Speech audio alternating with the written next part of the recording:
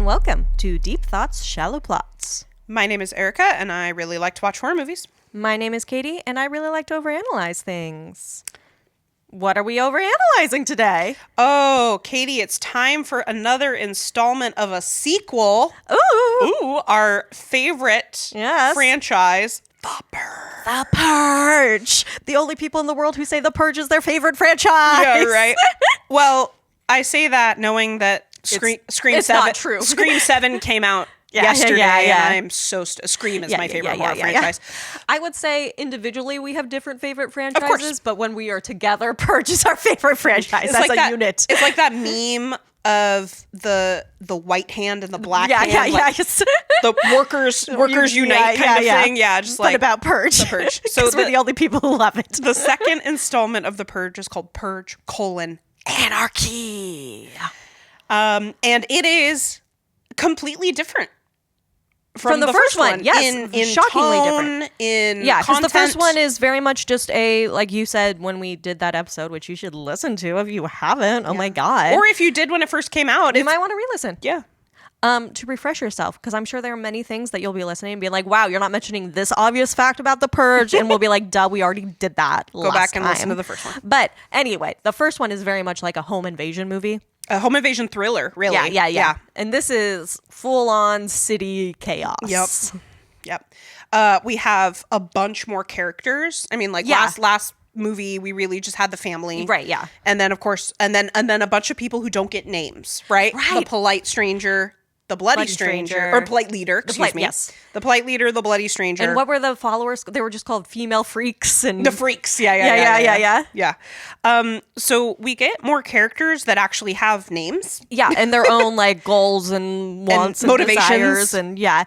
And I would say in the other one, it's very clearly like, okay, we have the family, we have this one unknown element in the stranger. Yes. And then the antagonists. Yeah.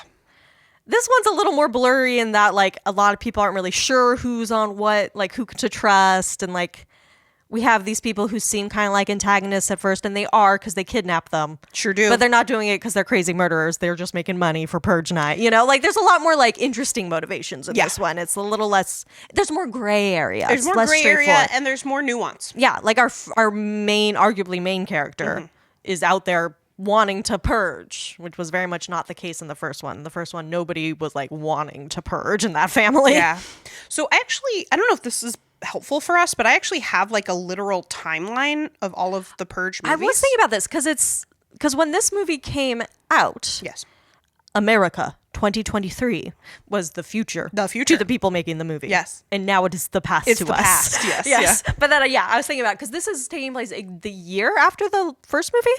Is that true? Was that the 5th annual Purge and this is the 6th annual? You're going to tell me. Give me the whole laydown. Yeah, so let me just give you the rundown. So it's not... So this is in chronological order, right? Yeah. So chronologically first is the movie called The First Purge, which takes place in 2018. Yes. Then The Purge takes place in 2022. Which is not a lot of time. Not a lot of time. I never thought about how early of a Purge... we probably did talk about that in that episode, didn't we? A little about how, like, basically there was, like, the sort of experiment on Staten Island. Yeah. And then how, like, in that movie it explains how, like, certain state governments were interested in implementing the... Yeah. So it does move really fast. And because this is only the 6th annual Purge in this movie. Purge Anarchy takes place literally the next year. Most of the people in this movie remember a world without Purge. Yeah. And then the next movie is Purge Election Year, and that jumps to 2040. Damn. Yeah. So we skip that easily 15 years. But then actually between Purge Anarchy and Purge Election Year is where the show takes place. Both seasons? Both seasons. So both seasons of that makes sense. Season 1. How else could it be? Exactly. The election year ends Purge. Yes. Well. Until the forever Purge. So season 1 of The Purge takes place in 2027. Okay, so that would be like the 11th, a little later. 11th annual Purge or something. Yeah. And then Purge... The second season of The Purge takes place, there isn't an exact day, but it's like roughly somewhere between 2030 and 2040. Okay. So I said circa 2035 because, that's in the middle, yeah. So that means that we have a Purge lasting about 20 years. About 20 years, yeah. And then we get Purge Election Year, and then that's 2040, and then we get to the Forever Purge, which takes place in 2048. Damn. basically, I mean, two election cycles. basically 2 election cycles. Yeah. Yeah. We had the blonde lady, and everything was great. I mean, Roan. Elizabeth Mitchell. Roan, Yeah. something. Charlie Roan? Oh, that is what it is, isn't it? Yeah, because she was a girl but had a boy's name. Which I wasn't mad at, but it just was. I love Charlie as a boy's name. So this was, girl's so this is a sequel, and we've actually only ever covered one sequel Yes. beforehand, which is Scream 2. Because it's just kind of Again. hard to do. My favorite horror franchise. Yeah. Yeah, it can be kind of hard to do a sequel. So as I mentioned, again, go back and listen to the Scream 2 episode. As I mentioned, there's a specific function that sequels serve, specifically horror sequels. So just a super quick recap of what a horror sequel is supposed to do, right? Mm-hmm. So step 1, it's supposed to achieve what the first movie did, yes. but faster, and then top it, right? I assume that's why there are so many cars in this movie. God, they love cars love in cars. this movie. Go fast. It also does take place on the streets of Los Angeles. So there's going to be cars. Yeah. You can't go anywhere without driving in Los Angeles. Are you kidding me? Are you kidding me? Yeah. So we have to achieve what the first movie did, but faster, and then top it. So we need to do more. So we might see like a bigger body count, which we definitely do. Oh, yeah, in this yeah. movie. Because we just see more bodies. Yeah, more blood and guts. Yeah, more yeah. bodies. And this is big from especially in a slasher franchise, not so much in this franchise, that some characters who survived the previous film will not survive this film. Right. But we have one reoccurring character. Yes, and he does, as far as we know, survive. Yeah, because he's only in the movie for like 5 minutes. Yeah. And he seems like he's doing great. So yeah, because this is kind of a different, it's definitely setting up a wider universe. It's not like a slasher sequel where we get those characters, the final girl comes back. Like, it's not like that. Yeah, this was like they did the first Purge and realized, oh, the best thing about this movie was like the concept. Yes. Let's flesh that out. The characters didn't matter. Really didn't. Yeah. Yeah. And then, of course, another function of the sequel is for us to gain greater insights into the events of the first film. Yeah. Or the universe that the film in this exists case, the universe of that. Yeah. And we learn a ton of new things from this sequel. Oh, absolutely. We learn about the aspect of the purge where wealthy families purchase sick or old people to purge them in their home so they don't have to go out and hunt. Right? Makes sense. We learned that banks move their money. Yes. I think that's really important. I know. I love that scene where he's like, yeah, it's actually really quiet, safe down by the financial district. Nobody's fucking here. Where do they move their money to? Purge law. Well, we find out because everywhere's purging. So where do they move their money to? We find out in one of the in the TV show. Yeah, okay. TV shows. They show part of that process. Okay. They're like they like put them in planes and take them up into the air and like fly for 12 hours. Yeah. Honestly, that actually wouldn't be a bad purge job. Oh my God, yes. Do you have to work on purge? Oh, Those people do. Yeah. But they get to be a mile up in the air. That's good. So we know that banks move money. We also learn, we literally just get to see what the purge looks like in a major U.S. city rather than in one home. Yeah, because we did get like CCTV footage or like like newscast things like that. But again, it was like found footage. It was like we're secondhand experiencing it. We're not in it. Yeah. Something else that we learned is that the government forms paramilitary militias. Yes. In order to force purging participation. Yeah. We don't technically find that out until the very end of this film. But you can kind of put it together. We kind of put it together. Well, I mean, yeah. Well, yeah, because our characters, Ava and Callie, notice that that's happening. And then the last thing that we learn about this world is that some rich people do indeed purchase sick or old people to purge, or they kidnap people and hold auctions and purge hunts. Yes, which I don't know how widespread that one is. Yeah. Because the first one... maybe in those major cities like Los Angeles. Because the first one, Ava, when she read that note from her dad about that, she's like, this is what people do on purge science. So, she like understood and knew what he was talking about. What he's doing. Whereas the hunt seemed a bit more of a surprise, perhaps. Yeah. And the other thing we learned, I will add, about the world of the purge, is that there's a resistance. There is a resistance. There are people who do not want the purge. Yeah. And who are putting out their own propaganda. Yeah.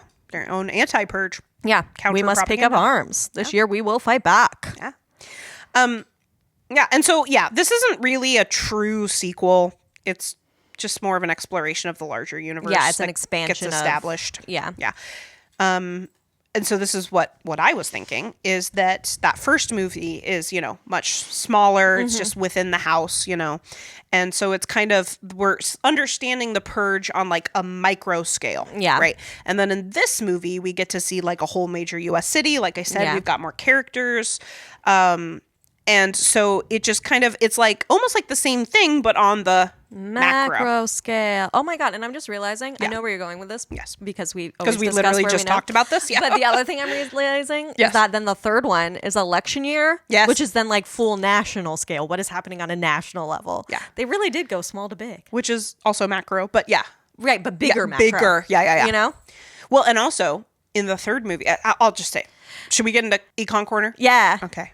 So we discussed this a lot in the first film. Yeah. When we talked about the first film, is like, what is this economy? Right. Yeah. How incredibly quickly and fundamentally changed the American economy would be in the existence of the purge. And this film wants us to think about it because the very first thing they always tell us is like, America, 2023. I have it. Do you want me to read it? Unemployment below. Yeah. I know it's below 5%. It says, the title card at the beginning of this film is America 2023. Employment is below 5%. Okay. Crime is virtually non-existent, while every year fewer and fewer people live below the poverty line. And then it says, all thanks to the purge. Yeah, that kind of thing. Yes. So we get economic data. That's economic data. Which is interesting because I noticed from our previous one that the unemployment was said to be at 1%. About 1%, in the first film. And now it's below 5%. Which is curious. In 1 year? A 4%, possibly 4% change? Up to 4% increase in unemployment? Oh, doesn't that kind of imply that the purge doesn't Maybe it's work? not working.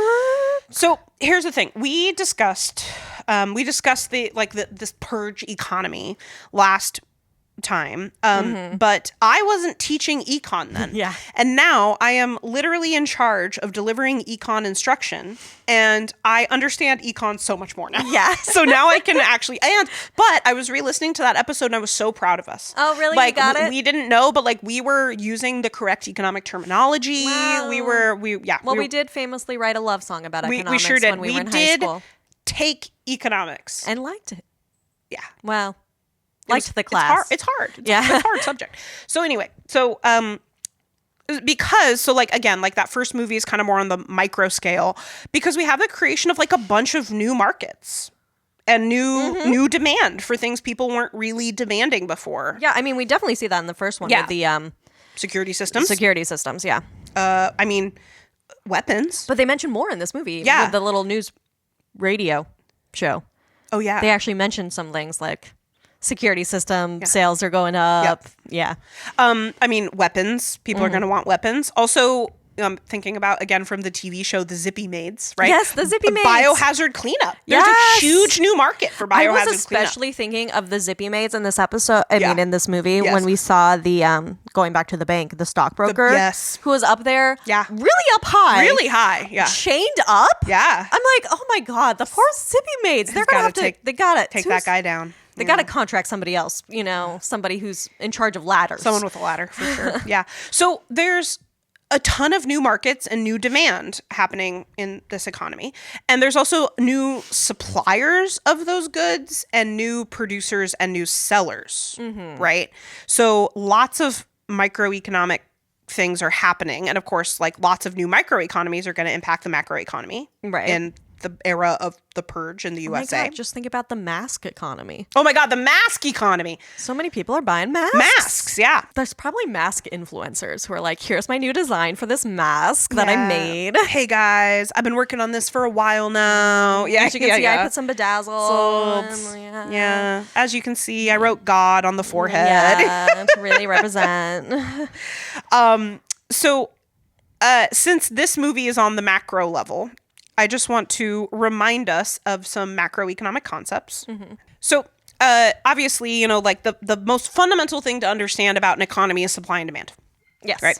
And so I know those. Yes. So as we're talking about the macro economy, we're talking about aggregate supply and aggregate demand. And aggregate just means like add it all together. Yeah. Right. So we've got all of the different markets, all of the supply, all of the demand added together.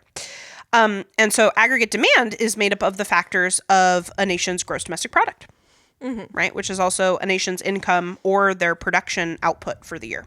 And GDP is, do you remember the formula for GDP? God, no. God, no. It's C plus I plus G plus the difference between X minus M.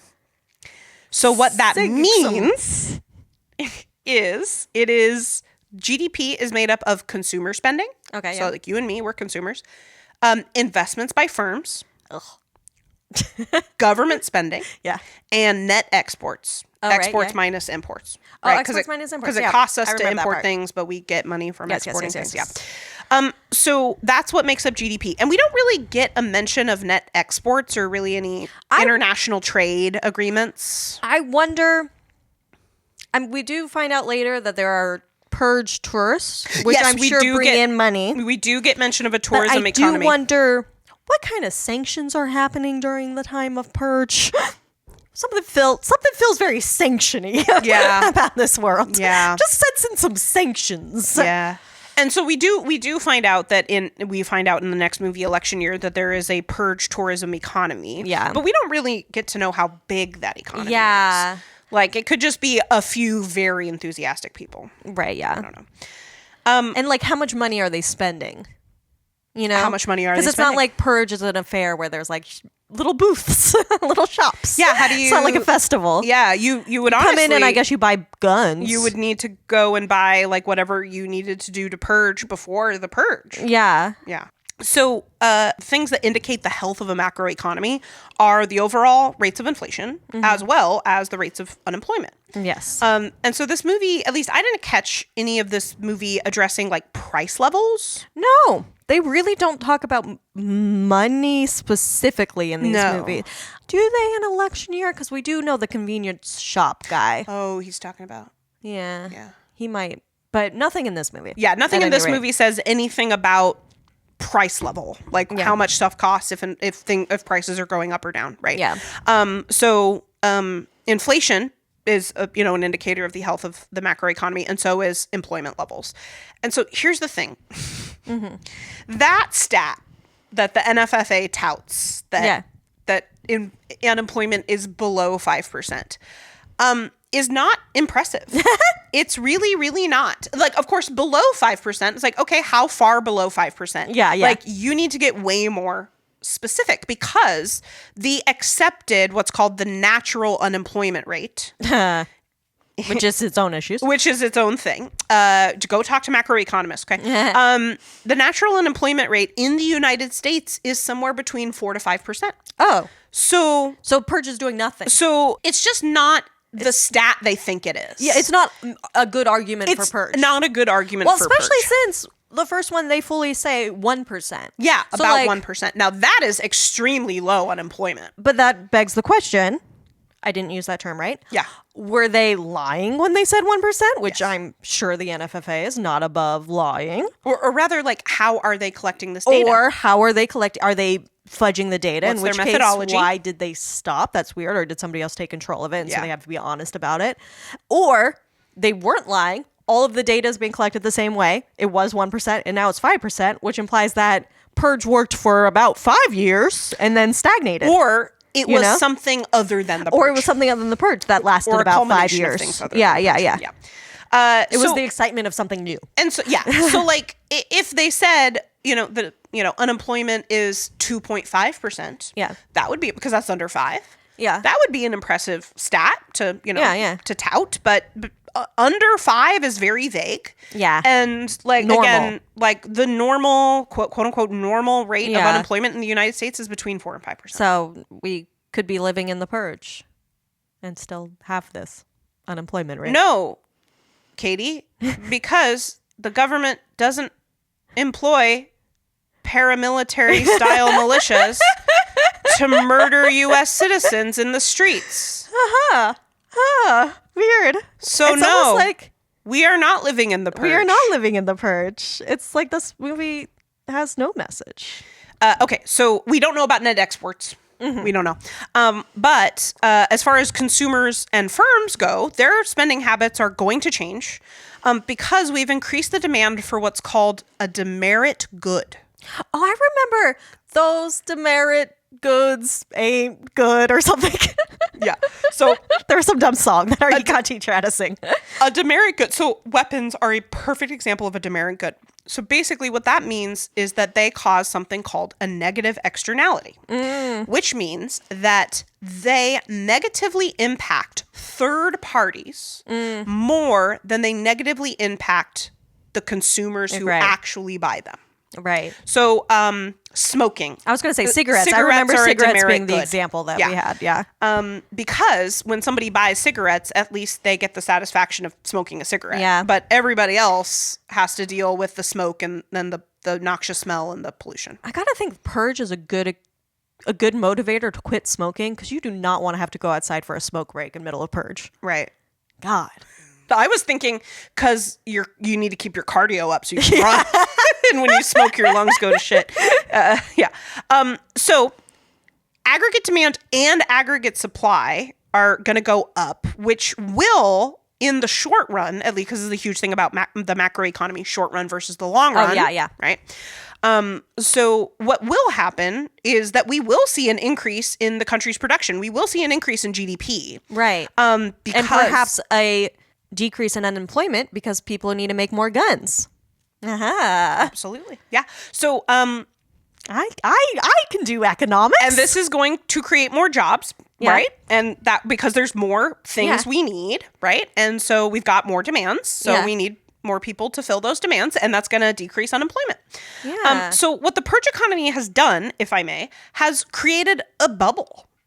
And made their entire economy looks like it's growing when really it's only one sector that's growing very, very rapidly. Yes.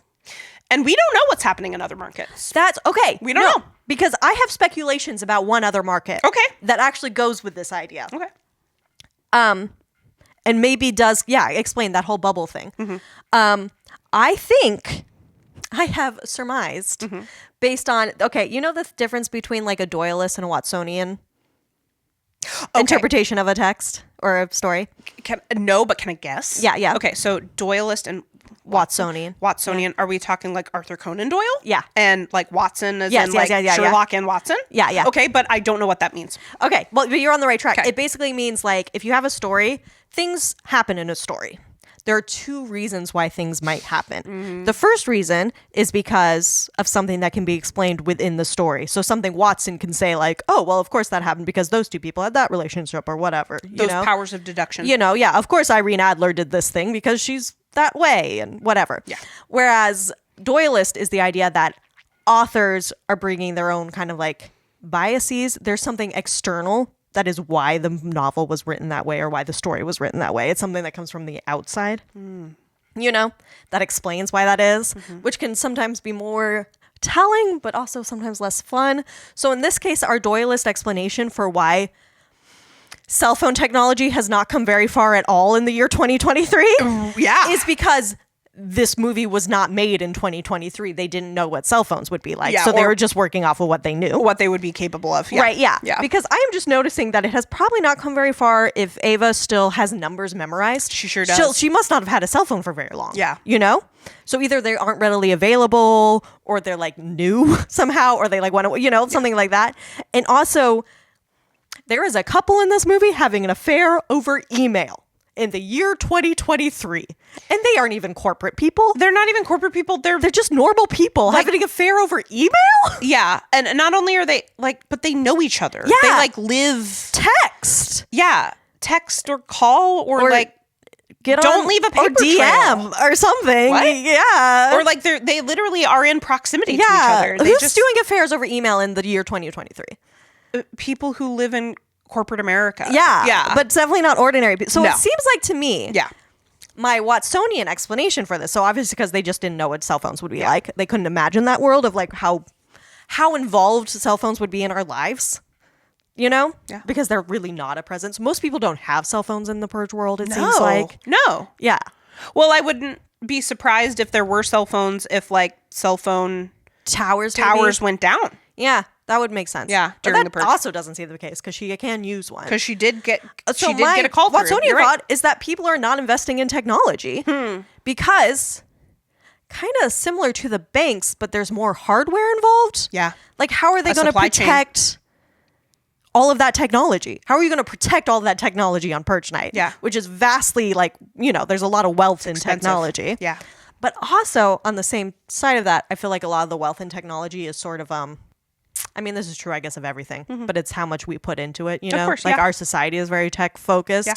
Purge society is just not tech focused. That is not something that matters to them. Unless it's a security system. Yeah. So I am wondering how many people, like how many jobs are missing because that tech field just kind of isn't there. Because there's markets that we're not developing. Yeah. Yeah. Like just underdeveloped markets like that. And that just, I don't know. That just struck me as one that's maybe an underdeveloped market. Yeah, because like, don't they also, the phones that they do have are like, like flip phones? Which makes sense because, again, this movie was not made in 2023. Yeah, but when was it made? Like 2015? Yeah. Like, even then, it seems a little iPhones janky. In 2015? Yes. They weren't even texting. They weren't even texting in this movie. No, not even on the T9. Yes. It's bizarre. Like making phone calls? Yeah. What? Who does that? God, the Purge world, it really is a hellscape. Yeah. Actually leads really beautifully into this. So that last aspect of the macroeconomy of GDP is government spending. Yes. And government spending is a huge question in this world. We know that the political party in power in the United States is the NFFA, the New Founding Fathers of America. And we know that they're an authoritarian government. Yes. Possibly a dictatorship. I don't think we get enough yeah. evidence to be able to identify exactly what type of government they're running. But there is at the very structure least is very confusing. Kinky things going on with their elections. Yes, and we know that there is a white nationalist aspect to their that's pretty obvious. Yes, yeah. yes. That's and not, like a that's not subtext. That's text. Nationalist. Yeah. Christo nationalist. Is that what you say? Christian nationalist. Okay. Yeah. I feel so like we know that Christo-fascist. That's Christo-fascist. Yeah. So we do know that the NFFA has a bit of a fascist bend. Yeah. We know that they are Christian nationalists and also very likely white nationalists. Yeah, yeah. But the structure of their government is a little bit confusing. And of course, it's the NFFA that has control over those emergency services that aren't available during the purge. Because those things are provided by the state, public goods, right? So the question is, and like maybe you have some ideas, is like, what does the NFFA spend its money on? Yes. How much money does it spend? Yeah. So maybe it employs what's called a market-based supply-side strategy, which is very similar. It's basically Reaganomics. It's basically Reaganomics. Okay. Where the idea is to cut government spending. Yes. Because then we can cut taxes. Because, right, that's where governments get their money is from taxes, or they borrow it from another government. So if we can cut taxes and the government cuts its spending, consumers and firms can keep more of their money. This is the idea. Right. Yeah, and spend or reinvest it. Yeah. It's been made pretty clear in the last 50 years that that's not actually what happens when you do that, but that's the theory. Yeah. So corporations can save money to invest back into like increasing efficiency and profits. And so the government, my guess is that the government is doing very little regulation. Because it's expensive. Yeah. And this market-based supply side idea is that regulation inhibits growth. Well, and it also, I would think, benefits them to be pretty loose with regulations when it comes to specifically like firearms and Class 4 and higher. Also probably drugs and alcohol. Yeah. Because anything that will encourage chaos and purge night will encourage more of the poor populace to be killed. Mm-hmm. And then that's less of a problem for the NFFA. Yeah. That's less mouths to feed and less unemployment rates. Yeah. And then they can spend less money on those services, right? My other thought, though we never get a sight of this, is that this seems like a country that would have a military presence in certain areas Of the country? well, not just of the country, which it does, The world? but of the world. Yeah, this seems like the sort of you know, Who knows what the American military is doing? Yeah. Because that is what the U.S. government spends most of its money on is defense. and I'm gotta imagine that in this world that still is the case. Defense is probably for a huge, if no other reason than because we also know, as we've said already, that there are like paramilitary groups out on Purge Night who do seem to be at least ex-military, if not current military. Yeah.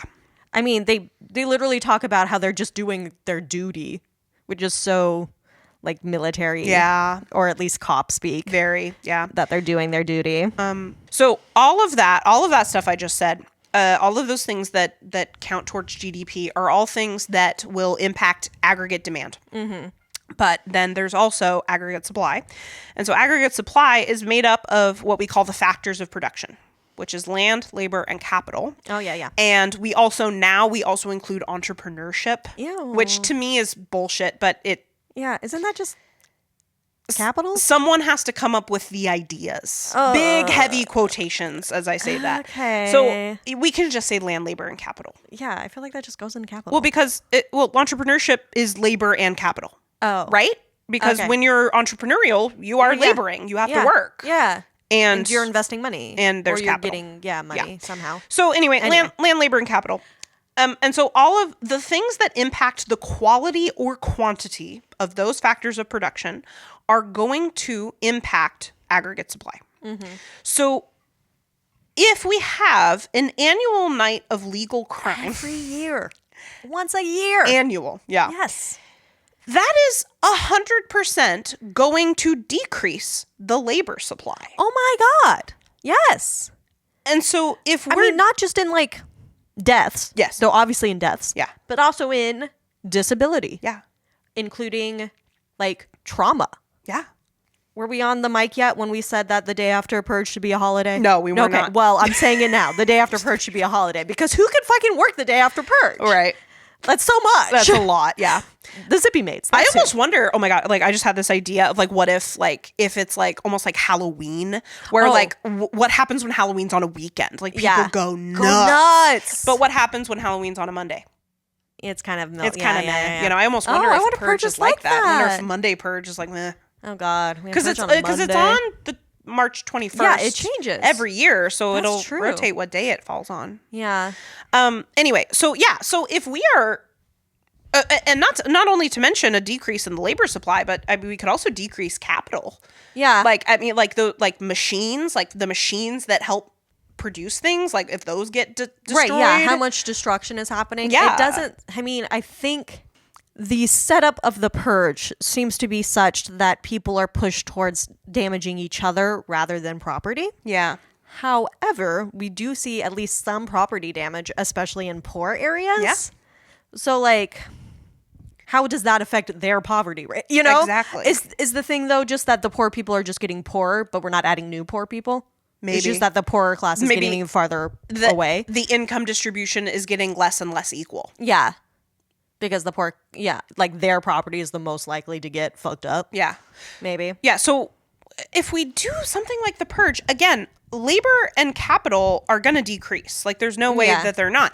And they're going to decrease in the short run, but they're also going to decrease in the long run. Yes. And a decrease in our aggregate supply is bad for our GDP. Yeah. They seem to be trying to spin it. The NFFA, at least, seems to be their logic that, like, if we kill off more of the people we don't like and don't care about, the non-contributing members, then we'll have less employment because there will be less people wanting jobs and also less people who are like, being a waste on our resources because they can't actually pay for their healthcare or whatever the fuck. Right. Yeah. But like that's not what actually. Do you think the NFFA has social safety nets? Yeah. No. No, they don't. No. I know that's one of my. Or they have social safety nets in such a way that are so difficult to access that really only certain kinds of people can access them. Right. I think it was in our last Purge episode where I'm like, how is the overburdening of hospitals the morning after Purge not criminal? Yeah. You know? Yeah. Because people are going to die because they can't get the services Because of they the lack need, of care. Yeah. Because the hospitals are so overwhelmed. Yeah. Like that is harm that is like not accounted for in the purge. Yeah. Yeah. I agree. I know you agree. I know. But then I also think about the actual real world we live in and the Yes. fact that people can't afford their insulin. Yeah. Like, how is that not? Yeah. How is that not a crime? Is that not murder? Yeah. Because it is. You know? Like, yeah. But we don't live in the purge. But we don't live in the purge. And we have nothing to learn from it. So it just literally thinking about it for 2 seconds when you actually understand economics. Yeah. It doesn't hold up. Yeah. This is one of It's not sustainable. the key concepts of economics. Oh, There's is that? 9 key concepts of economics, Oh. and sustainability is one of them. Oh. This is not a sustainable model. It's not sustainable. Well, which we know because it only lasts for 20 years. Exactly. And then maybe comes back. Who knows? It's hard to say. Yeah, I don't know if that's so much the purge coming back, because it's not the government bringing the purge back. It's like a weird civil war. Basically a civil war. Yeah, so that's a different We're so situation. divided on that's the a idea of the different- purge. yeah. We can't get into all that, That's when we cover the forever purge, which I hope we do. Going to be a while. Yeah. Just to go off of what everything you're talking about. Mm-hmm. There is a quote that the unfortunately named Big Daddy. Oh, Big Daddy. He is like our head military guy. Yeah. He's in the back of his big van with his machine gun. I was With going to his- say Gatling gun, but I don't know what that is. Well, it's not a machine Right. gun. Is it a Gatling gun? Is that what a Gatling gun is? I don't know. That's the word that popped into Do my I need head. to Google it real quick? We Hold don't on. know guns, and we don't want to. Yes, it's a Gatling gun. Oh my God. Yep. We do know guns. Yeah, you do. And Yeah. we're experts. Yes. So And listen to us about so anything. don't- But anyway, that Don't guy. come for me. Yeah. Near the end of the movie. With his shades and his like weird Oh my God. butcher apron. Yes. He's giving too much. Get over It's yourself, too Big much. Daddy. Yeah. You really want people calling you Big Daddy? And Really? people do. I know, it's gross. Anyway, what about Big Daddy? He says to our main-ish character, Sergeant Leo Barnes, near the end of the movie, he says the unwritten purge rule, because that's the thing about purge. No laws, but there are rules. But there's rules, yeah. The unwritten purge rule, don't save lives. Tonight we take lives. We make things manageable. Unfortunately, the citizens aren't killing enough. No, they're not. So we supplement it all to keep things balanced. It's important work the NFFA does, and we can't have any interference. We can't have heroes. Oh, no, sir, no heroes. I hope you feel cleansed. Blessed be America. And Blah, blah, blah, blah, blah. But yeah, the NFA is very explicitly, not just like in their little closed ranks behind closed doors, whatever, talking about this, but like the people they are sending out, you know, who are like less involved in the party, who, you know, are very aware of the fact that like the goal here is to kill people so that there will be less population, so that somehow the economy will be better and like everybody's lives will be better. Like this is how we get a utopia, is by genocide. Yeah, but and then again, really, when you think about the macroeconomics of aggregate supply, what you're doing is like crippling your economy. Yes. Less people, less demand, Yeah. right? Less. It just doesn't make Well, any and sense. like less reason to invest in things because it's like this might get fucked up next it's gonna year. get fucked up on March 21st. Yeah. Like, why am I going to make a fucking restaurant if it's going to get fucking Molotov cocktail in the face? Yeah. Like, the moment March comes around. Yeah. It's, yeah. And I love the disconnect. The dissonance, the cognitive dissonance that everybody in the world of Purge has to have, where it seems like they all know this, but can't say it. That I always feel like is especially there in the people who even are like, yeah, I support the purge, still go around telling everybody to stay safe. Yeah. Which I'm always like, doesn't that kind Isn't of that go against the opposite the of what ethos of you the want? purge? Yeah. Like, you know, like there's such a dissonance that they have to have for this society to function. Yeah. Well, it's like that. What do we call it? Like narco politics or something. Oh, That like basically politically, some people are allowed to die. oh yes. Yeah. Yeah. And Yeah. some people not. Yeah. Yeah. Well, I mean, and that's Carmilla's whole thing where he's talking about Yeah. like, he says something very specific where he's like, change only comes when their blood spills. Like, we will keep dying. Yep. We are allowed to nothing die. will In change. fact, we are encouraged to die. We need to start killing them because then they'll be like, oh, these are the unacceptable deaths. If purge is going to lead to our people dying, Unacceptable deaths. then like we'll have to stop the purge. Is this a place to talk about Carmelo a little bit? Yeah. So we're talking about what is this character's full name? Hold on. Oh yeah, Carmelo Johns. Johns. That's right. I always want it to be Jones. Of course, because Jones is a good last name. What kind of last name is like, Johns? Carmelo Jones. I know. That like really rolls off the tongue. Carmelo but it's Johns. Carmelo Johns. So he's kind of the leader of the main anti-purge movement. And I just wanted to make sure we sort of gave him his flowers, I guess. Yes, let's give him his flowers. I mean, I don't really have much to say about him other than what we've already kind of said. I think the main thing I want to give him flowers for, honestly, is the very badass move of when they blast into the hunting grounds. Yeah. With, I'm going to assume, a class 4 explosive. They have the little if not purge class rule 5 playing over the top where it's like, class 4 explosives and how, you know, you broke a rule. You broke a rule. Yeah. It's just like, Carmelo, you badass. You do not care about the rules. You don't give a And fuck. I just love, because that's the thing about Purge, is that like there aren't laws, but there are rules.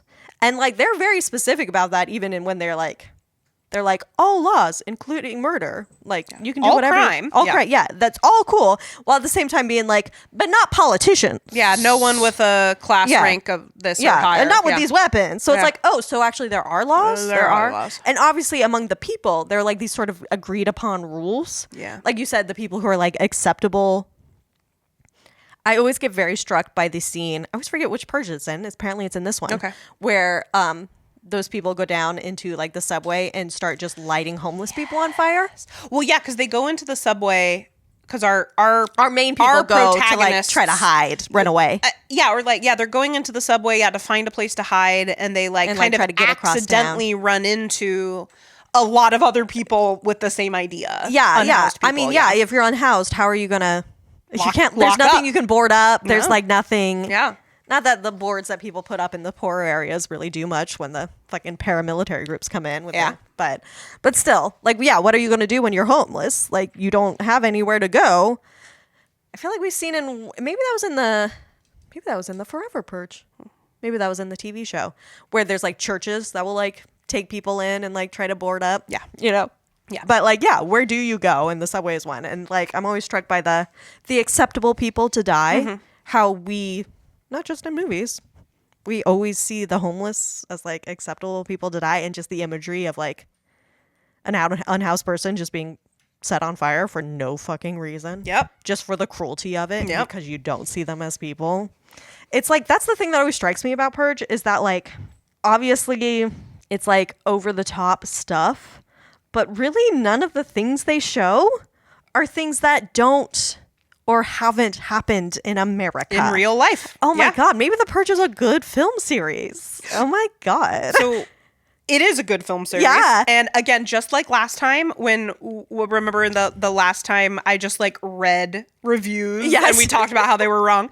Yes. So, and I told you the Rotten Tomato score. It was something silly. This movie is very similar. Its Rotten Tomato score is 58%. I want to say it's slightly up from the first one. Is that true? Not much. But slightly?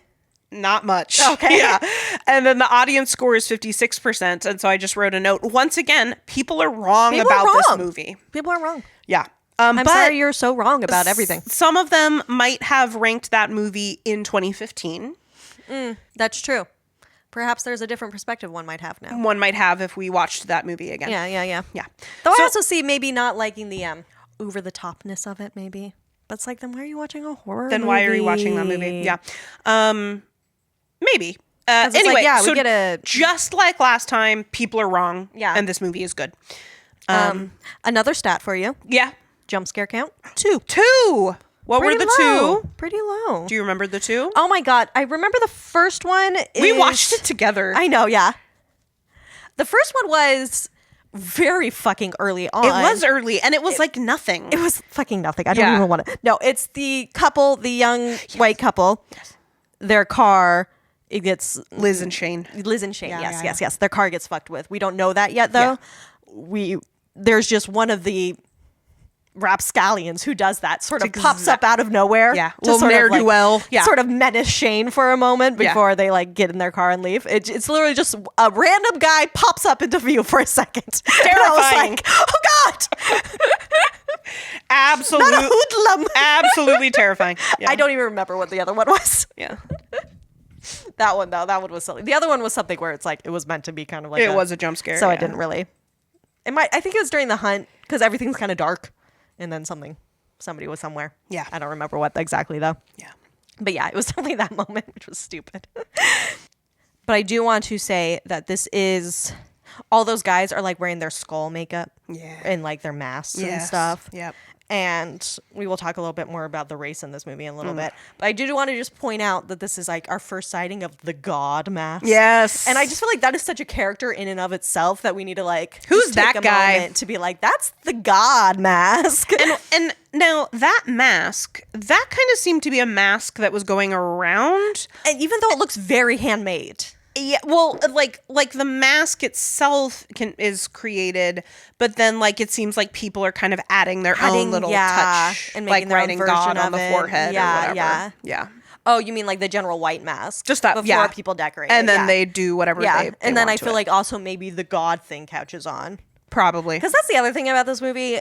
It's maybe less in this one, but like we said, they are Christian nationalists or whatever. They are, yeah. This one's kind of low on the religion.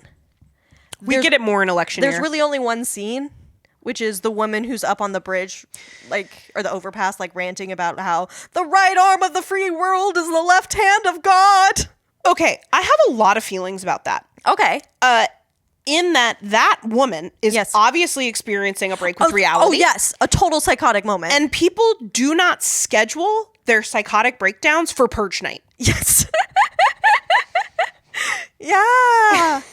So, yes, I noticed that because she's like on the freeway. She's got a she's got her semi-automatic megaphone. weapon. Yeah. She is just ranting and raving and basically saying that guns are holy. Obviously, very much in America guns in a God. delusion. Yeah. No, that's wild. Very much in her delusion. And somehow she is being unapproached. It's so interesting what you can do on Purge night and not get immediately shot at. Like, I feel like people aren't really going after her.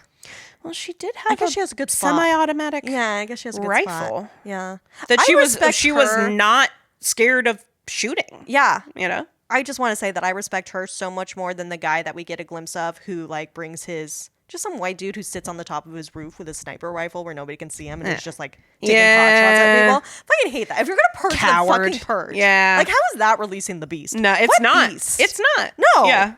Oh my God. Yeah. And then there are dogs out on Purge night. There are? Yes. Did you not? There were dogs. There were They had their little dogs out who were like sniffing around. Who's taking a dog out on Purge night? That should be illegal. Yeah. What? Dogs Leave do not the need to animals release their out beasts. of Purge. Dogs do not need to release their beasts. Dogs are already beasts. They're dogs. They're releasing it every day. Yeah. Don't do this to dogs. Yeah. Well, it's just sort of like the way that like we use dogs for like law enforcement and Yeah, it's like don't do that. Yeah. Dogs can herd sheep. That's a good job for dog. Yeah. Not Sheep, other job. goats, cows, Badgers. you know. Those are great. But yes, there Yeah. are questions about. I still have my questions about what role children have in the purge. Like, are they off limits? Are they not off limits? Unclear. Is it an unwritten rule that kids aren't touched? But is it sort of a like at your discretion? Yeah. Like, because who's a kid? Like, because Callie's 17 years old. yeah, is does she that a kid? count? Yeah, and it's like I thought she was 18, officer. Right, exactly. And then again, like, whose innocence is worth protecting? Yeah. Can a 17-year-old girl be a victim of the purge? Right. Yeah. If she's of color. Right. Kind of seems like the answer is yes. thing that we need to talk about is like what it means to be a woman on Purge night. Yeah. And we're hitting the transitions so good. We're so good. We are locked in. And we both worked today. Yeah. Like, we're doing amazing. Yeah. So we talked about this last with the last film about like what does it mean to be a woman in this world? Because the teenage daughter has like some interesting role in this. Mm-hmm. Yeah. And also like the housewifeness of Lena Headey's character is just like what? Why is she? Yeah. You know, like I had all kinds of questions. You know, it's like, can women still vote in this world? Yeah. I mean, Because it's what's their interesting 'cause access to healthcare look once like? Purge night happens, it sort of seems like men and women are meant to be on equal footing. Like women are encouraged to purge in the same way and to the same extent that men are. Yeah. It's not like women should do this kind of purging. And this is what a woman's purge looks like versus a man. It's more just like this is a rich person's and this is a poor person. That's more what it is. But but then like in a nationalist sort of like in what the NFFA stands for, you would think they do not want women who are like that. No. Right. So, and then one of the big questions that I had, I think we talked a little bit about in the last movie we talked about, is like, is sexual assault still illegal? Because if we're talking about how low crime is, like, well, you can lower crime by making less things illegal. Yes, we did talk about that. Yeah. You're right. So, I like, remember that. Is it just not illegal to sexually assault someone anymore? Right. Which then becomes interesting because we have, I didn't write down his name, but the guy who lives in the same building with Ava and Callie. Yeah, he's like their super. He's like their super or whatever. This movie is basically just about men harassing Ava. Basically. Like, that's basically. Ava cannot find a moment of peace. Yes. Yep. I mean, literally the dude that they work with, their coworker, was yes. like, you up to anything fun on Purge night? Maybe I'll kidnap one of you. Joke. Off. Like, oh my God, you're going to joke about kidnapping me on Purge night. No, thank you. Thanks. So, but that guy, the super or whatever. Yeah, it is. One does wonder about how rape and sexual assault is viewed because he's very much coming out from a place of like, it's my right to like rape and murder you because you were kind of mean to me and stuff. Or because you haven't given me everything I've wanted from you. Because you're slightly uninterested or whatever. And also your daughter too because blah. So here's and it's like, is that coming from a place of like, it's Purge night so everything's legal? Or is that coming from a place of, that's how we're taught to view women in this society. Yeah. And I'm allowed to act on it on Purge night. Yeah. So here's kind of what I'm thinking. I'm thinking that sexual assault is probably still pretty illegal or at least punishable by fine. So that it's disincentivized for poor people to do, but rich people can, or you know. So I could see that it's probably still on the books because also like you would think if like we've got like this Christian nationalist government that they would have certain ideas about the role of women, and they might want to like quote unquote protect the women and the children. They've got to protect the children. But then of course, but the white children. But then they could also like turn it around and be like, you know, like victim blame, like, well, you were sexually assaulted because you are not a good Christian or some shit like that, you know. You were showing your shoulders. So it's really, it's really like hard to tell what is this movie the culture here. Franchise plays very lightly with this subject. With gender, Which I understand not wanting to just turn this into a total... Because, like, in our world right now, if we had Purge, I just think there'd be a lot of sexual probably assault what would happen. more than any murder. Yeah. I mean, And I also think, again, like thinking about the first Purge, drugs. Yes. Yeah. They wanted to drug. They wanted to have sex. They wanted to party. Yeah. There was, like, one person who wanted to murder. Everybody else was like, I'm going to rob an ATM. Yep. I'm going to try and get my rent money out of this ATM, and then gonna smoke a blunt, and then in the middle of the street. Yep. And maybe a cute girl will come by. Who knows? Of her own volition and consent. Yes. So we still don't really know. Yeah, but I understand because that's not fun. Murder to viewers. Yes, murder is fun. Murder's fun. And, like, there's an extent to which, like, salacious material is fun. Yeah. But, like, Purge, I just feel like the sexual assault that would happen in Purge is too much. That they have to be really light with it as the franchise. Because, like, the moment they do anything, it's like, okay, but... Because you kind of... that is also real violence a lot of people have experienced. Yeah. So, but, it's just, like, it's a weird...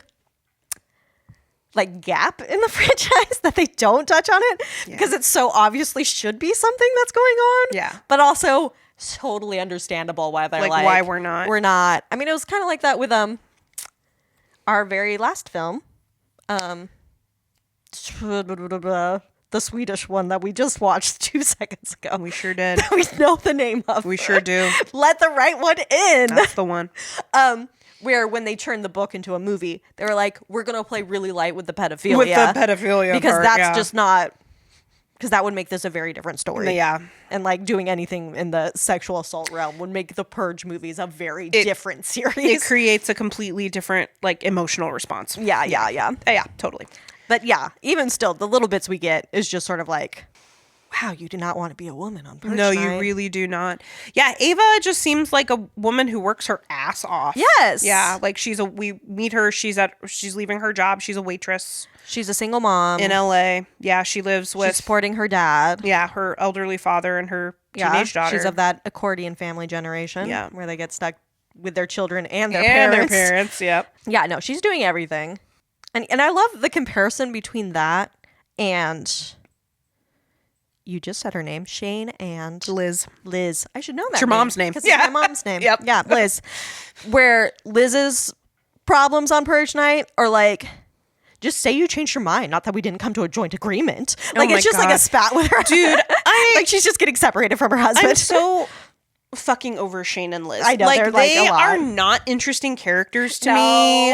And they're just fucking up. And like the dispute that they are having could wait until after I Purge. know. Why are we even talking about your sister right now? Why are you guys out in the car? Like, Yeah. go lock down. You should have been wherever you need to be so long ago. So long ago.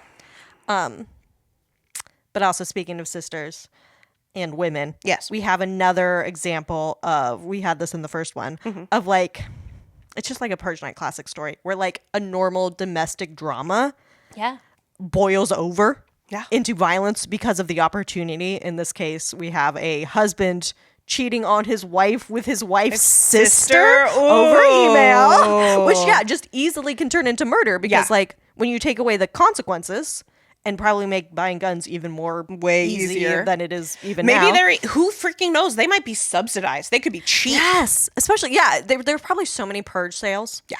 Like Purge coming up. Yeah. Get your guns. Get your Oh my gun. god.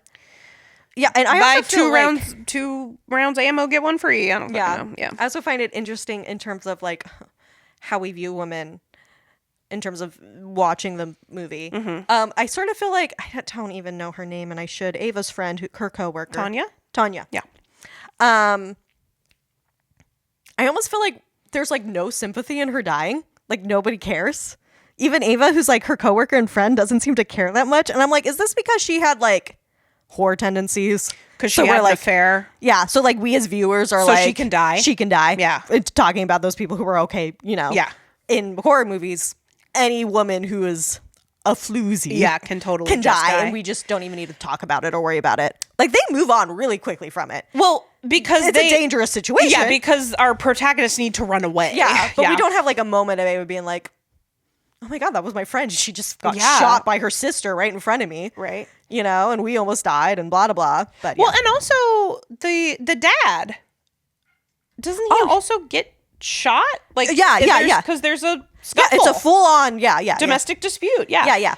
And that's people also, are getting shot. Yeah. That's also something that like kind of an interesting side of the Purge is that like most violence is domestic. Most violence happens between people who already know each other. Yes. So like domestic disputes are gonna get settled on Purge night. Always. Yeah. I mean, and like we said, they touch on that in the first one with the daughter and her boyfriend. Yeah. But also a little bit with like the neighbors too coming over. Like that's very much like a domestic dispute kind of thing.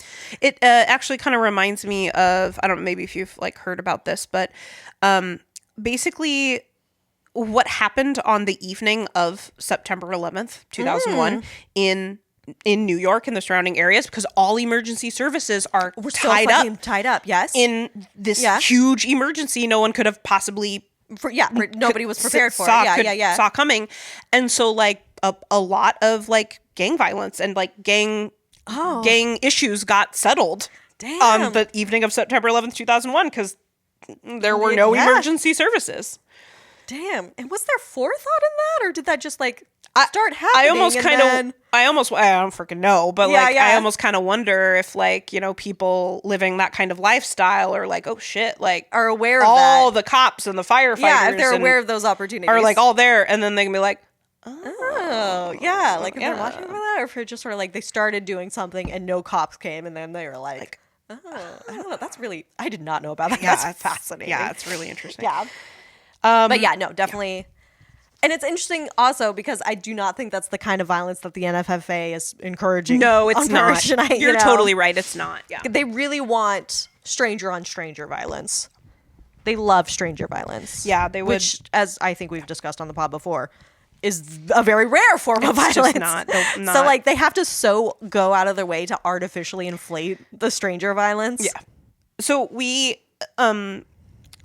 basically, like, we have many protagonists and people that we're supposed to be rooting for in this movie. Yeah, Ava and Callie are probably the most sympathetic. Very much. But our kind of main character is he doesn't even really get a name in this movie. Yeah, he's like billed as like the sergeant or something. Yeah. But he is a reoccurring character throughout this franchise. He's kind of the final girl. He's kind of our final girl. He doesn't come around till the second film, but you know, Leo Barnes. So his name is Leo Barnes, but in this film, he's just credited as the played sergeant. by Frank Grillo. So he's our main dude, and he is a perfect example of Katie's favorite archetype. I love them. The sad dad. I love them so much. And not just because it rhymes. I love a sad dad. Yeah, we love a sad dad.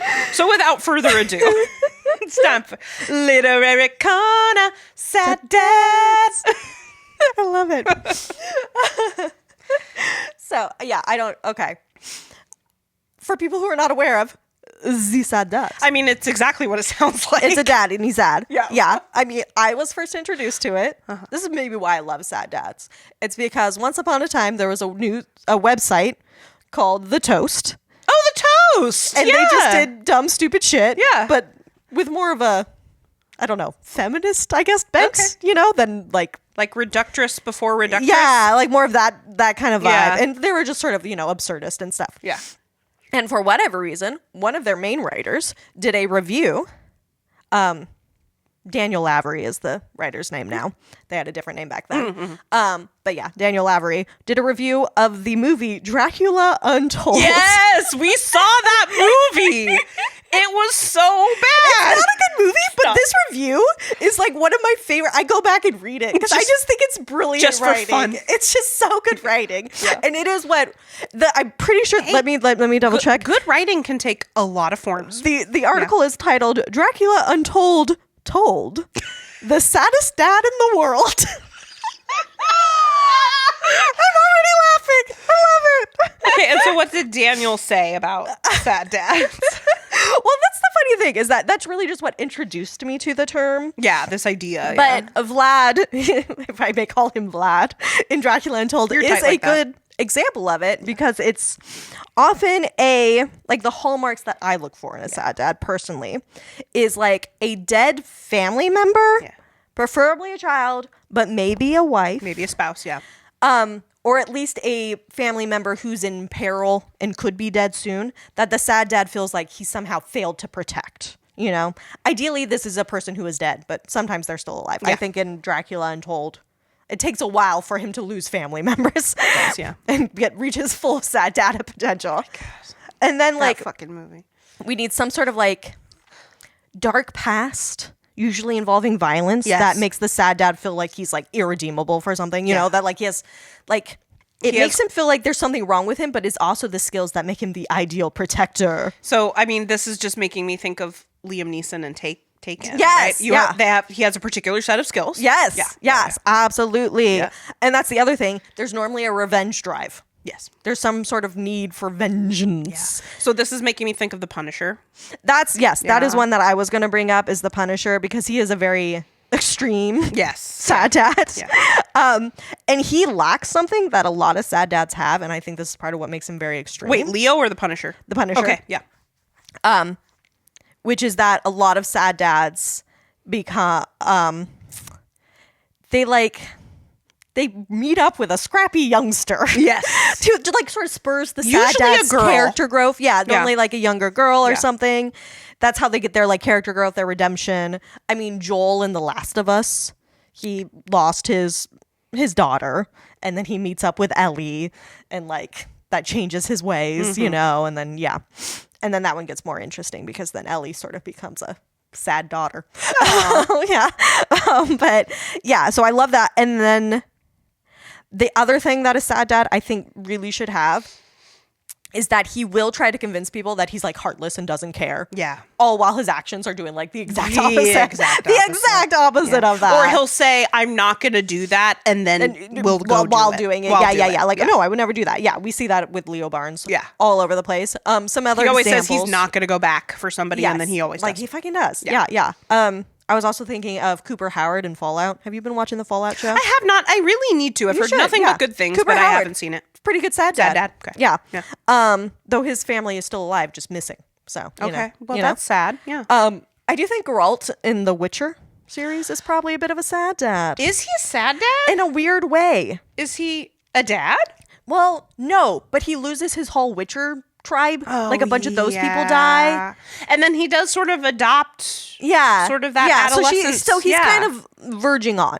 Very. You know, he sort of verges. And then when Ciri goes missing and he's on his quest to go find her and get her back. Oh, that's sad dad. That's very sad to have. Yes. I was looking into this because I realized, I was like, oh, all of these things come from like prominent video game series.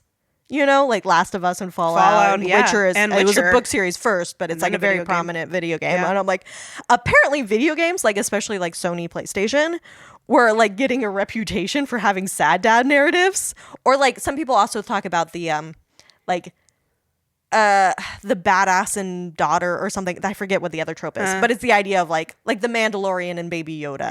You know, that where it's like it's not quite a little bit of an odd couple almost. Yeah, but it's like somebody who's now suddenly being a parent to this person. Yeah. You know, like I wouldn't really call the Mandalorian a sad dad.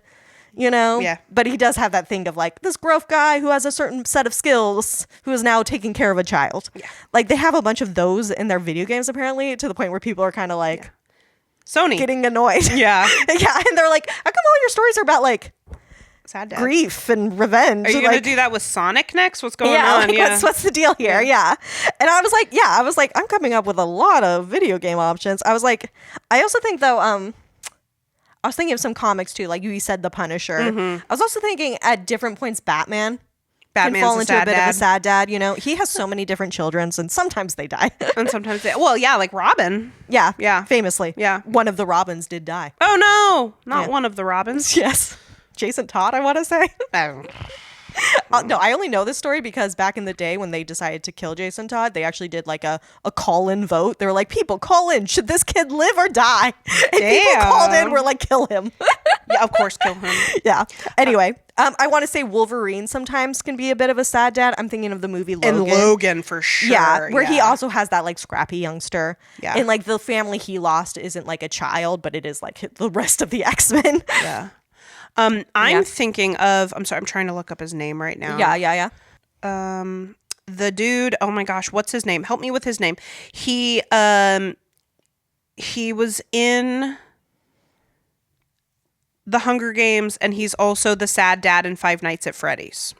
Josh Hutcherson. Yes. Josh Hutcherson, kind of a young sad dad, but is absolutely 100% a sad dad in the Five Nights at Freddy's movie. Which again, video game. Interesting. Yep. I was trying really hard to think of like, who are the sad dads of literature? Who are the literature sad dads? And I was like, I was literally like, Shakespeare. Are there fucking any King sad Lear? dads? I don't think so. No. Henry IV? Like what? King Hamlet? He's not a sad dad. I mean, I guess that recent movie, Hamnet. I haven't seen it. That it's about Shakespeare losing his son, Hamnet, and then writing Hamlet.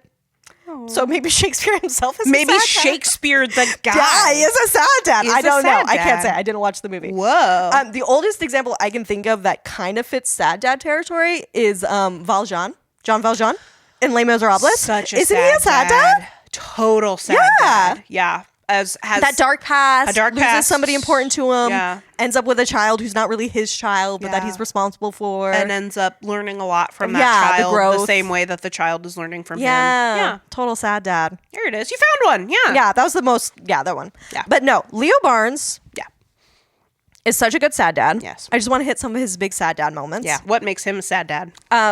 I love, like, one of the first things we get is he's talking to his ex-wife, who's like, revenge isn't a constructive way to process your emotions or whatever. Oh, perfect. I'm sure she says it in a different way, but that's the gist. Yeah. It's like, no, a sad dad knows sad, revenge. And dad. No, that's it.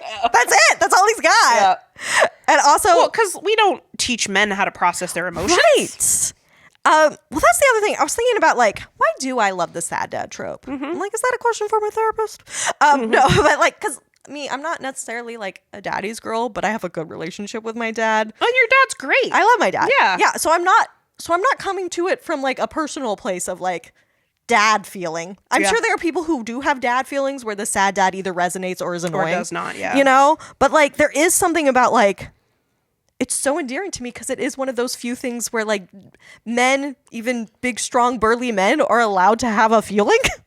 That it's just like cute. Yeah. They're like, we have to go do all this work just to let these men feel a feeling. To feel sad. Yeah, but just of so you can be course, sad. It has to be the ultimate sad. they can't be sad and like cry. Yeah. They have to be sad, which then becomes anger, which can only be expressed through violence against other people. And also they can't be sad just because like, I don't know, they didn't get the job they wanted. You know, like they have to be sad because their family fucking died. Something very intense. You know, that's something worthy tragedy of a dad being sad, you know. But then there are also those moments of softness that start to come out, you know. But it is, it's just like such a weird, it's like kind of silly. It's just like so constructed.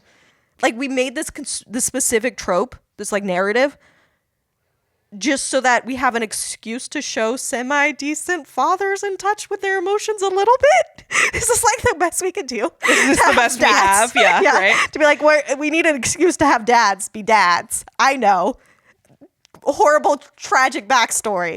Their kid's dead. And now the new child will redeem them. So let's see them be a good dad. Oh, God. It's just like it's such an interesting look at how we view masculinity. Yeah. Like what if dad, but with emotions?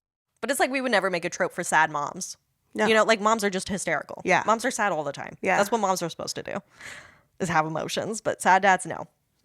But yes, this dad. Sorry, I lost track. We were talking about Leo Barnes' dad. Barnes. Sergeant Leo Barnes. And the one thing a sad dad will do, so classic. This is why I realized I had to write about sad dad, because so many of my notes for this movie as we were watching started with classic sad dad. Sad dad. Classic sad dad. I wrote that down. Leo is a sad dad. Yeah. He like sees a woman and child in distress, and like it's instinctual for him to protect them. He can't even think about it. He can try to suppress it, but it's like it's his natural He did. urges. He kind of tried to walk away and was like, nah. No, I am a sad dad. It's my destiny to protect all mothers and children. And I don't know if this is exactly a sad dad thing or just like somehow just kind of a dad thing. But the way he put all of that armor on his car and then didn't lock the door. Oh, Leo. I'm like, really? Yeah. I was like, on the one hand, metaphor for his unprotected heart. Yes. On the other hand, dude. Leo. Like, really? Yeah. Women on Purge night be locking their doors. Be locking doors, yeah. Yeah. Oh my God. Okay. And then, there is something about the Ava's role as like a mother figure to the sad dad. Not as in she's a mother to him, but like she is the mother, you know? Yeah. Or like the way they play off of each other is that like she knows right away that she just like senses right away that this is somebody that she can trust with her child. This is the protector man. Ava is mother. Yes. Yeah.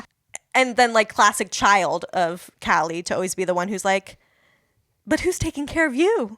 You know, like what is going on with you? What are you doing? What's your thing about? Like, and then Callie, shut up. You can't even take care of your mom anyway. Yeah. She's your mom and you're the kid. So just like just chill. Yeah. No, and then we have the sad dad refusal of the father call. He keeps trying to make this family somebody else's problem. The whole time he's like, okay, fine, you're here until I can get you somewhere else. Somewhere there. And then each time he gets somewhere else, he's like, once again, I'm the only person who could possibly protect these precious people. This is still dangerous. We need to get into the subway. Only I can do this. We need to get to Tanya's house. Yeah. Yeah. Yeah. Like he's just finding excuse after excuse. Yeah. All while being like, no, I'm going to get rid of you guys. I don't want to be around you. I got my own thing to do tonight. Yeah. Which also like, dude, just wait till the 7th annual purge. Why is it going to be tonight? It's annual. It's annual. There will be another one next year. Yeah, like just do the next purge. Because we know he already disabled he did disable the barricade. Yes. Let's see. What were some goods? That the first time we see him smile is because Callie snarks at him. That is a classic sad dad. To me, big, obvious sad dad move is, I don't remember what point in the film, but Leo is wearing a bulletproof vest. Yes, at this moment. And he he gives it to Callie and Yes. puts it on Callie. He takes his literal defenses and gives them to a to child. Callie. Yeah. Sad dad. Because he loves them. All while being like, I'm only doing this because I need a car. Yeah. It's like, no, you're not. You gave away your bulletproof vest. Dude. Yeah. Yeah. And of course, this sad dad learned through his journey with the mother and child that we see him come out of the house where he was supposed to kill the man who drunk drove over his son. You haven't explained why he wants revenge. Oh my God. Yeah. Sorry. My God. It's okay. Yeah. I just assume everybody knows the purge like the back of their hand. Yeah, right. But no, yeah. This, on some unrelated non-purge nights, somebody was day before the purge. Day before the purge. That's wild. This is what I understood. Sorry, Yeah. I understood. You tell the story, and then I had an understanding of it. But yeah. Anyway, this guy was just drunk driving and just hit his son on his way home from school. His kid was just walking home from school, got hit by a drunk driver, died. Drunk driver's alcohol level was through the roof. Great. Yeah. But guy got off on a technicality. A cop would say that. A cop would say that. You mean like, oh, he had a defense lawyer who did their job? Who did their job? Okay. Sorry, cop. I mean, drunk driving is dangerous. Yeah, don't drunk drive. But also, don't do that. So I learned. I was reading the like wiki, the like Purge wiki, the fandom stuff, you know. Yeah. And what I read is that Leo's son was hit like the night of the purge, but like before it went off started. Okay. And then that the man was acquitted because his son died during the purge. Oh, see, that is so fascinating to me. So I have so was many like, purge law questions about this specific topic. Exactly. We will get back to that. We'll but get the to it. timing stuff. So that's what I got off the wiki. Okay. So that's the technicality. That's the technicality Okay. that maybe Leo's son held on long enough and didn't die That it until became was a purge purged. murder. And then it's like, well, he died in purge and that's legal. I don't know. Bullshit. Yeah. So anyway, he he's goes in lost there to his son. go kill him. Yeah. He's going to kill this guy. But through his journey, his Yes. redemption with the mother and He child, goes through a lot of growth. We see him come out of the house looking really happy, like content, like he understands. peace. He's at peace. And Yeah. you're like, you have a moment of like, oh, maybe revenge does work. Maybe he killed that guy and he feels better. But no, he didn't go through with it. And that's why he feels better. He is a redeemed man. Yes. He yes. learned a wonderful lesson about forgiveness and compassion. Yes. And then Callie gets to say, you did it. You saved us. Please just let us take care of you. Aww. Thus completing the sad dad story It's arc. like, and they all live happily Yes. ever after.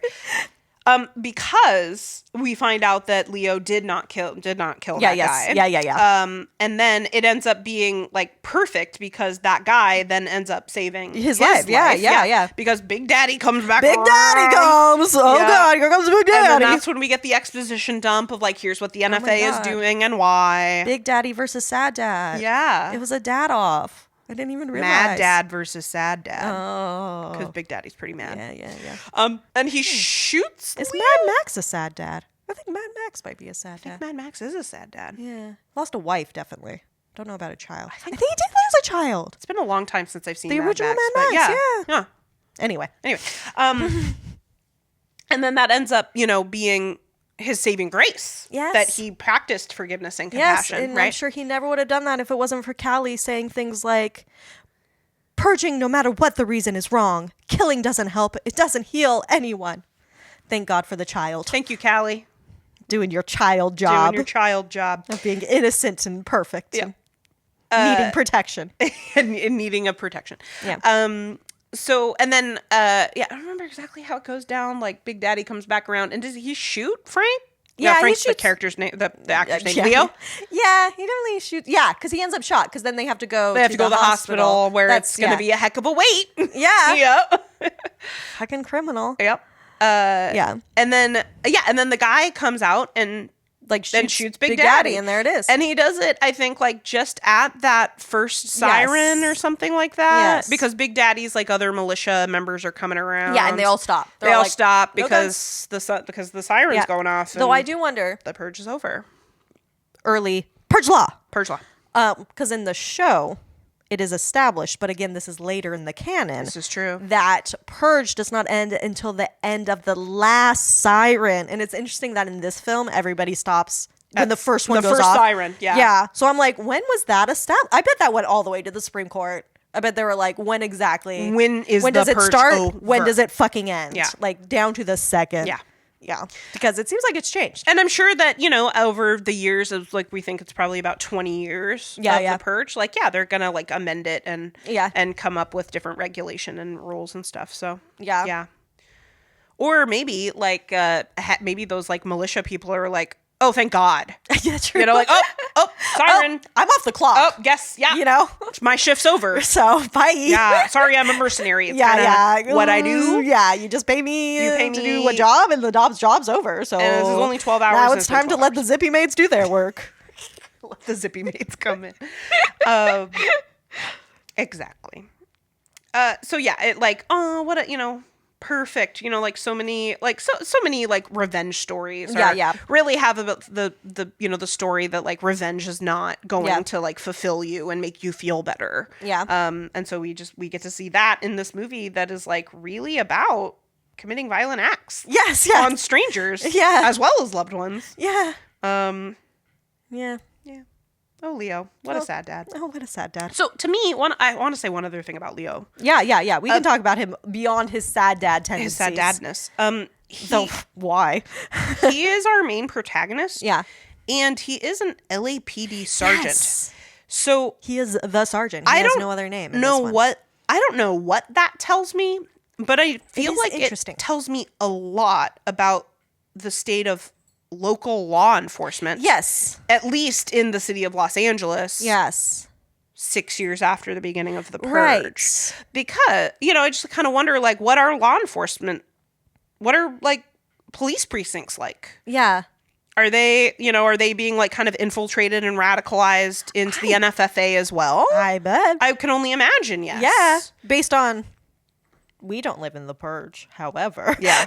Just based on some things I've heard about cops in our lives and certain radicalizing forces.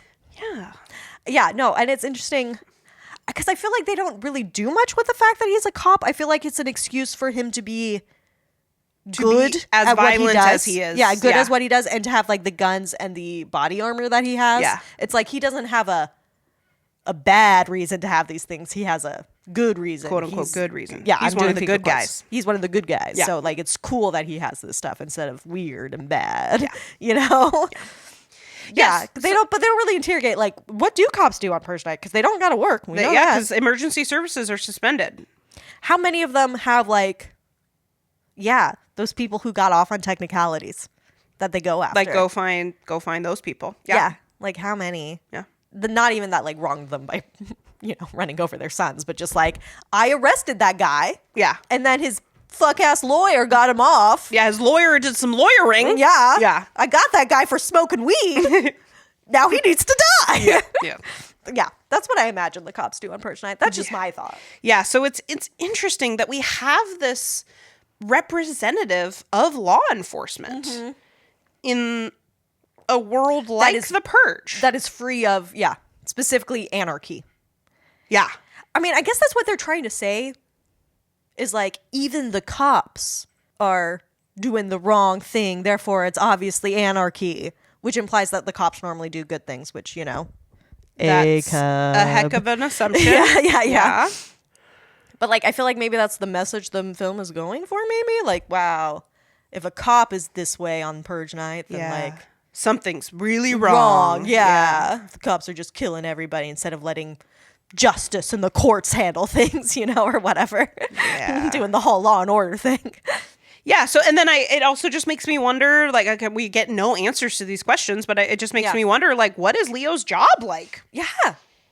What does a sergeant in the LAPD in a world that has the purge do? Yeah. I mean, it's implied in other parts of the franchise that crimes are punished very severely. Crimes that do not happen on purge night. Yeah. Are punished, like, the guy who gets caught stealing technically a little bit after purge is like sentenced to death. Yeah. Like it's extreme. But again, that's later on in purge and this is still only 6 years into the purge. So like, is he still, what I want to know is if there are fucking traffic cops out immediately before purge law and immediately after purge. Yes. Yeah. Yeah. Purge law. looking for people who have like illegal weapons, weapons that are only legal during purge. But it's like, oh, you have it too early. Yeah. Like looking, or like people who like haven't cleaned up their illegal stuff. Yeah. Because when it all goes off, because that's a way to get easy money. Just like the same way traffic cops stop, have those speed traps. Yeah. You would totally have purge traps. Totally. To make money for the city cops or whatever. Yes. Oh my God. That's what I think the cops do on Purge night. I think they don't work on Purge, but I bet they are very much staffed directly before and directly after. Yeah. Just like on 4th of July or whatever. And who fucking knows? But like, knows? I mean, if crime is so low, what do we need a sergeant or an LAPD for? That's true too. Yeah. Like, can they be convinced of that when they are doing that job? Yeah.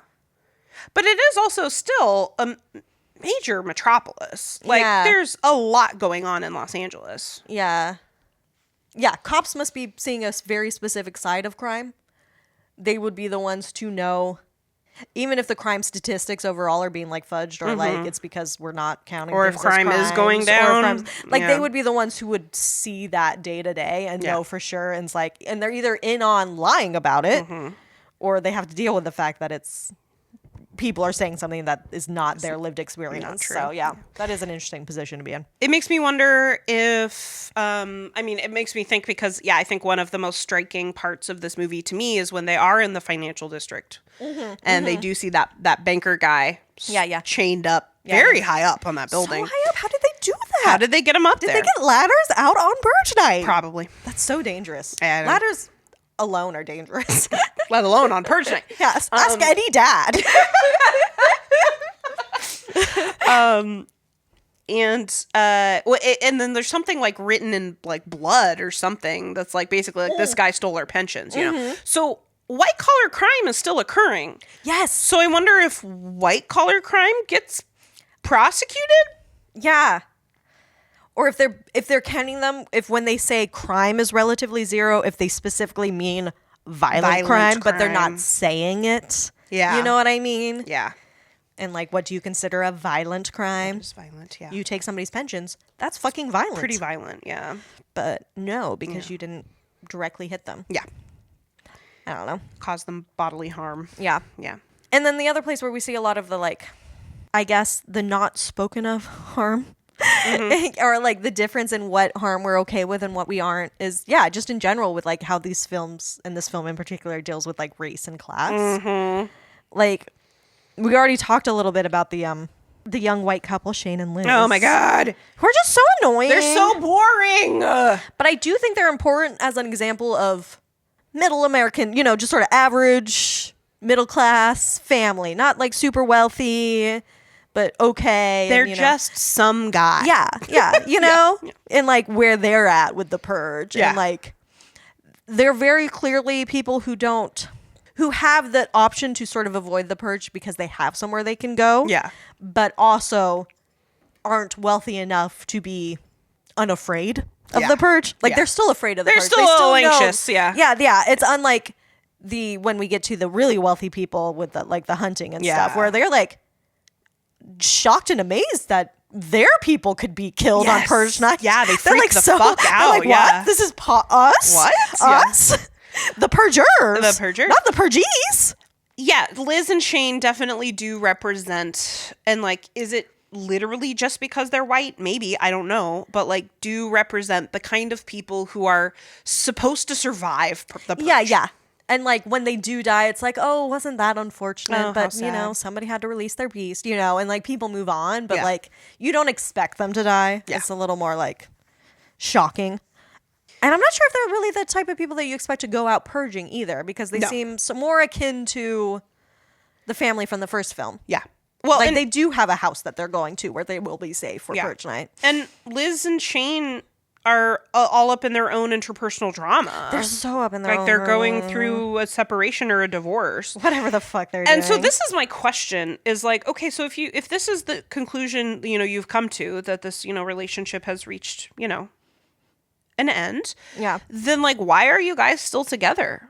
Like Liz, go hang out with your like with a couple friends. Yeah. You know, you like got other places to be on Purge night. Shane, go talk to your sister. Why does Liz have to be there while you talk to your sister? Yeah. Who the fuck is this sister who's so up in your business? And why does she matter so much to your relationship? What did they say? Something like she set them up or something? I think Was that must be what it something? is. But that's still. the vibe I got or something. Like, yeah, maybe she's friends with Liz, Yeah. you know, And but set Shane's her up sister. with So it is Shane. like, it's going to be awkward for the sister for sure. But like, On Purge? Where are can we this talking wait about till Purge? after Purge? This can wait till after Yeah. Purge. Yeah. I mean, this could wait till after Christmas or any other holiday too, Yeah, it honestly. literally- Like, this is not a holiday.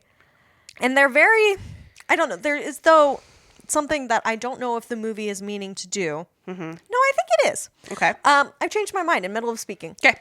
Where we are introduced to them as this, you know, young, lovely white couple Yeah. who has their little dramas, but they're just beautiful and whatever. Getting harassed by a group of multi-ethnic youth. Hooligans. Yes. Yeah. Right? Yeah. Yeah. People of color. Yeah. Like, those are all people of color. Yep.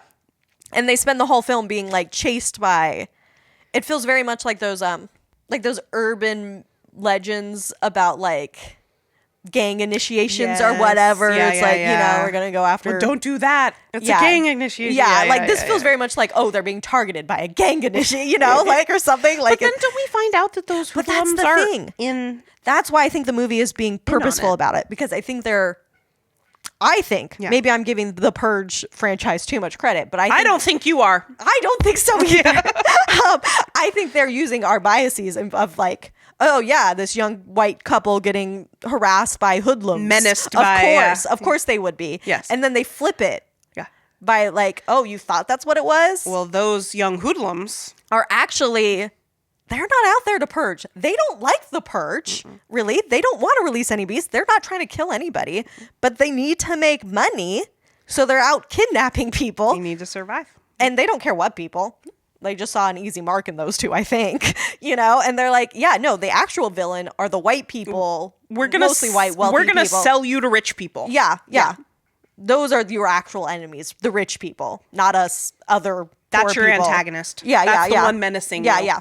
Yep. The differences that matter between us are in class, not in race. Yes. You know, Yeah, yeah, like yeah. that's what you have to be worried about. Absolutely. Yeah. So I think that's done very well. Yeah. Purge franchise. Purge franchise. Well done. Yes. Yeah, because we do in that kind of auction scene. Yes. Like we do see it is mostly white people, but there's like a few people of color. There are a few people of color, but Yeah. not. It's there always are a few. You know. Yeah. That doesn't stop it from being white centered. Yeah. Yes. Yeah. And of course, they are doing a slave auction. Like, it's literally a slave They auction. are, yeah. So like, what else? Yeah, like the race implications of that are Yeah. apparent. Yes. Yeah. You know, so like there's still this like race stuff, but it's like they don't care that you are white if you are poor, or like if you're out there, if you're, you know, Yeah. like the class comes first. Classes first. Yeah. Yeah, Right. like or if you were the good kind of white person, Yeah. you would have money. or if you're seen like as like a white trader. Yeah, Yeah. you yeah, know? yeah. Which they might see Leo as Oh yeah, maybe. that is definitely Big Daddy's vibe. Very much, yeah. Yeah, because that's something that I was kind of noticing and thinking about Ava and Callie is that, well, and Ava's dad, Papa Rico, that person appears black to me. I perceive them as black. Oh, okay. But Ava and Callie are to me Yeah. much more racially ambiguous. Yeah, And then what's I guess I was going for like Dominican, you know? well, yeah, and then their last name is Sanchez. Okay, yeah, right? yeah. So what that tells me is maybe like Afro-Caribbean. Yeah, yeah, maybe. yeah. And Or so, mixed race or and then something. I think about the history of why Africans end up in the Caribbean. Yeah. And you know, they're kind of considered like the lowest and most vulnerable people. Like Papa Rico literally sells himself Yes. for $100,000. Which isn't. Once Well, we upon a don't- time, I would have thought that was a lot of money. We don't know how much $100,000 know how will much get that you is. in the purge economy. We don't know. But based on my family's own recent aging, you know, matriarch. Aging family members, yes. Yeah. Yeah. $100,000 is barely going to get us through a year of her care. Her year of care, yeah. You know? Like, that's not going to be much, but yeah. Well, but I think what Papa Rico feels is that, like, he is a burden to his family. That's the thing, because he is not... I mean, there's so much about dads in this movie. Yeah. I'm now realizing he is the patriarch of the family. He is, yeah. And once a patriarch becomes, like, a money drain or, like, a burden on the family instead of a provider, because then that means something has gone wrong. He's supposed to do. So, like, the only right thing, quote unquote, right thing he can do is, like, to provide one last time. Yeah, to provide and get himself killed. Yep. Yeah. I also wondered for a moment if there was some sort of metaphor in Rico saying that his medicine doesn't do anything and he doesn't want to take it. Mm-hmm. But I couldn't quite place what that metaphor is. But I just think there's something there. So I think, to me, I think he was, like, trying... Well, yeah, I know what he was actually doing. To communicate, like, I'm not going to take those meds. Like, in the larger purge, like, the purge as the medicine. Oh, that isn't actually doing anything and that people don't actually want to take. Yeah. You know? Ooh. I was like, is there something there? But I didn't quite get to the end of that. Yeah. I don't know. But, yeah.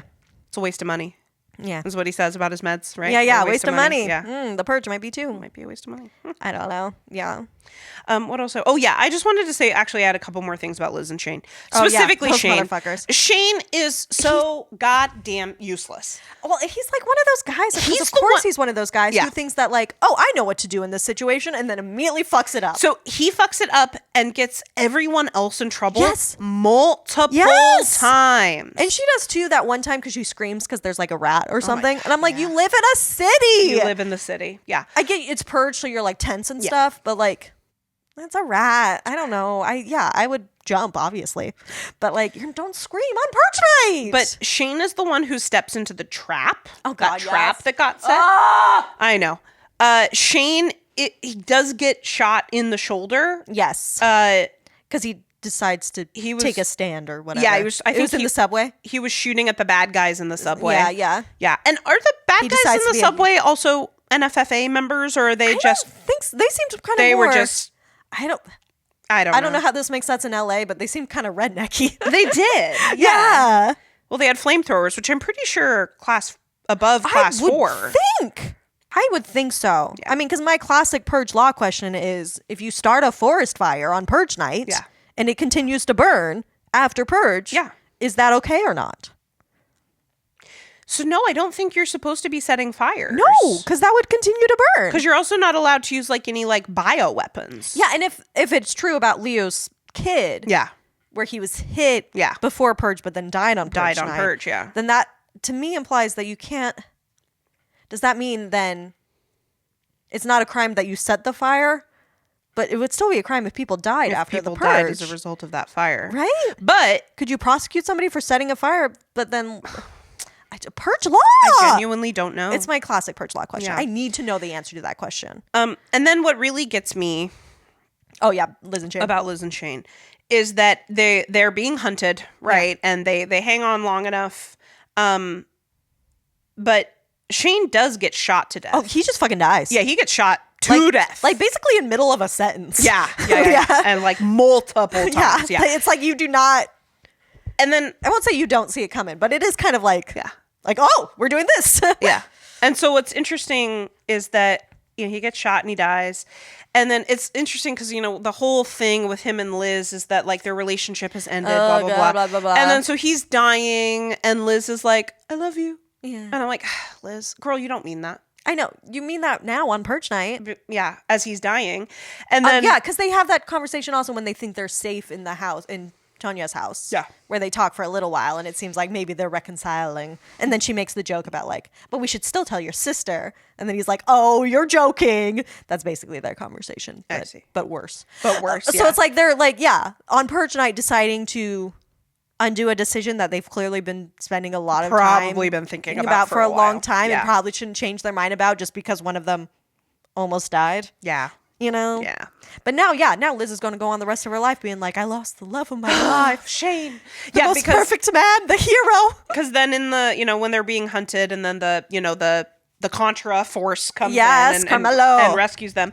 And then Liz is like, I'm going to stay with them. Yes, I'm going to purge. And I'm like, okay, I love that for you, Liz. And then we don't We don't know what happens. Shane and Liz are done. Yeah, we're for done the with them. We rest move of the on. movie, We and don't it's know just if like Liz lives. such a perfect ending for this nothing couple. Yes. It's like we didn't actually. You were This okay movie as would a not have stand-in been- to represent Yeah. that facet of the purge or whatever, Yeah. but like you as individuals were just so Nothing. milquetoast. I almost wonder if the movie would really be any different if they weren't in it. Especially since I feel like they are giving us similar perspective that the Sandins, yeah, that the Sandins did. I agree. Yeah, I think maybe the Sandins are probably a little more wealthy because he is a big time security firm guy, and yeah. then so they just got all those expansions on their home. But I do feel like they're coming from a similar, well-off, privileged. Do you want to say anything else about the auction and hunt?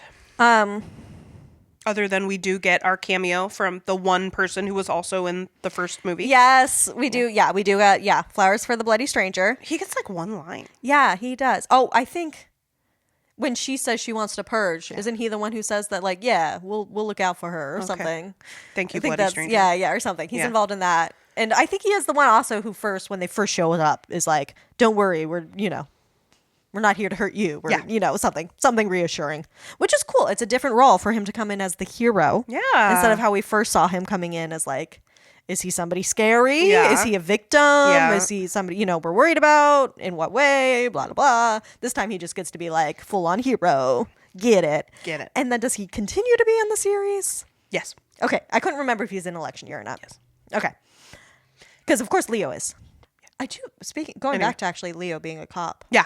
It is telling that he is no longer a cop come election year. It's true. By election year, well, he's in private security. Yeah, or maybe not private, but yeah, he's like in security. What do you call a bodyguard? That's not the word I was going for, but yeah, he's a bodyguard. Yeah. When the president has his special bodyguard. Secret Service. Yeah. He's sort of in that line. Very. Yeah. Yeah. But anyway, that is interesting that he makes that move. Let me see. Oh, I guess just touch on a little bit more in terms of the hunting ground. That it's not even a real, like, it's totally artificial. It's inside. It's not even a real, like, hunting ground. Yeah, like outside where, like, they'd have a chance to get away or, like, other people could interview. Enclosed. Like, they're so separated from real life, how wealthy these people are. Mm-hmm. And then, like, that they can hire young hoodlums. Yes. To kidnap people and to bring actually them go out to there, them. be in the city out there while we're safe in our fancy wherever the having fuck a we nice dinner and with our drinking gala some champagne. and we're raising money for something. Probably the NFFA. Probably. I don't know. Yeah, you're right. But yeah, like I said, the outrage and shock they get the moment their own start to get killed. It's just like they so clearly come from a place of like, this is against God, like they don't understand what the purge is because they've never had to. No. And because they can always just call for help. They can always just get somebody else to make the situation in their favor again. Like the situation was ridiculously in their favor and then it shifted and then they got more people to come in, to try to shift it back. Which doesn't even count as purging. That's not releasing any beast. No. That's doing the same shit rich people do every day. Yeah. You can't do that. That's just not the spirit of the purge. I'm sorry. You guys are not real purgers. Yeah, what is that woman? Because, like, it's kind of, obviously, the whole kind of thing seems to be run by this, like, one particular older lady, right? You're right. She probably is, like, a politician's wife or something. Yeah. She's that vibe. Yeah. Not even, like, a politician herself, but, like... Well, so she's kind of like the main lady who, and then of course she's holding an auction. So she's like letting like people bet and like we're kind of meeting. Oh my God. The dude with his two sons. Oh yeah. Like you just be like, oh, all three of them are insufferable. I know. I don't want to hear a single word come out of any of their mouths. Interesting that they make a point of this is the son's first time purging. They waited that long. He was like a full adult. Yeah. I'm like, you waited until the 6th purge before you bought in. But does that mean like purging in the way that they are? Yeah, that's what I wonder too. Purging. Yeah. Maybe before they did the thing where they just bought a person that they could kill at home. Weird, creepy twin sisters. The sisters with their special blades. Yes. Yes. Who else? Those were the standouts. Those are the definitely. standouts. Maybe like in a couple or something. Yeah.